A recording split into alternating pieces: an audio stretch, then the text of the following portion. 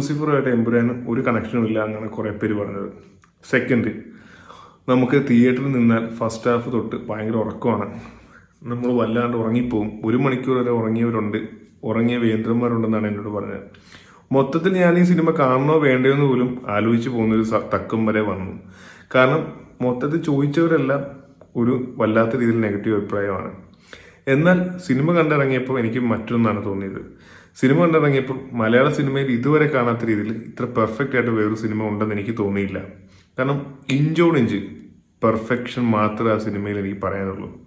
First direction, Prithviraj Sukumaran എന്ന് പറയുന്ന മനുഷ്യൻ ഒരു ഹോളിവുഡിൻ്റെ ലെവലിലോട്ടാണ് ഡയറക്ഷൻ കൊണ്ടുവരിക്കുന്നത്.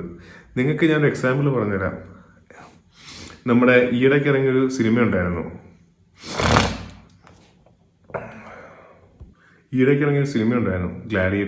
ഗ്ലാഡിയേറ്ററിനകത്ത് ഇപ്പോൾ രണ്ടാമത്തെ പാർട്ട് ഗ്ലാഡിയേറ്റർ വന്നപ്പോഴത്തേക്കും എല്ലാവരും പറഞ്ഞു നായകൻ പോരാ, പ്രശ്നങ്ങളൊക്കെ ഉണ്ടെന്ന്. പക്ഷെ എന്നാലും ഞാനിവിടെ ആരും കാണാത്ത സിനിമ ഫസ്റ്റ് ഡേ പോയി കണ്ട ഒരാളാണ്.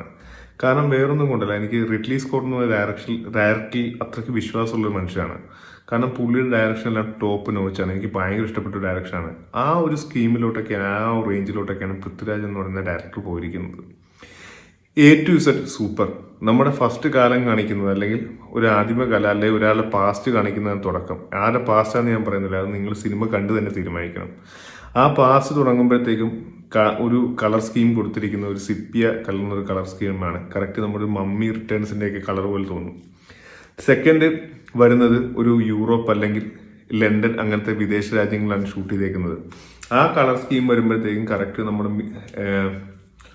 കറക്റ്റ് പറയാനാണെങ്കിൽ ലണ്ടൻ ഹാസ് ഫാലൺ ഇല്ലേ, ജെറാർ ബട്ട്ലറിൻ്റെയൊക്കെ ആ ഒരു ലണ്ടൻ ഹാസ് ഫാലൺ സീരീസ് ഉണ്ട്. ആ സീരീസിനകത്ത് യൂസ് ചെയ്യിക്കുന്ന സെയിം കളർ, ഒരു ക്രീമി അല്ലെങ്കിൽ ഒരു ചെറുതായിട്ടൊരു ഒരു പ്രത്യേകതരം കളറാണ്. എനിക്ക് ഭയങ്കര ഇഷ്ടമാണ്. അതൊരു ഡിറ്റക്റ്റീവ് മൂവീസ് അല്ല, ആ ഒരു മൂവി സീരീസിനകത്താണ് ഏറ്റവും കൂടുതൽ കണ്ടിരിക്കുന്നത്. തേർഡിലോട്ട് വരുമ്പോഴത്തേക്കും നമ്മുടെ തനത് ലൂസിഫർ, എമ്പുരാൻ അല്ലെങ്കിൽ നമ്മുടെ നാടൻ കളർ അല്ല ലൂസിഫറിനകത്ത് ഉപയോഗിച്ചിരിക്കുന്ന സെയിം കളറാണ് യൂസ് ചെയ്തിരിക്കുന്നത്. ഈ 3 കളർ അല്ലെങ്കിൽ ഈ 3 കളർ സ്കീംസാണ് 3 സമയങ്ങൾ കാണിക്കുന്നത്. അത് 3ഉം കൂടെ ട്രാൻസിഷൻ ചെയ്തിരിക്കുന്നതാണ് പെർഫെക്റ്റ് സിങ്കിലാണ് അത് വർക്ക് ചെയ്യുന്നത്.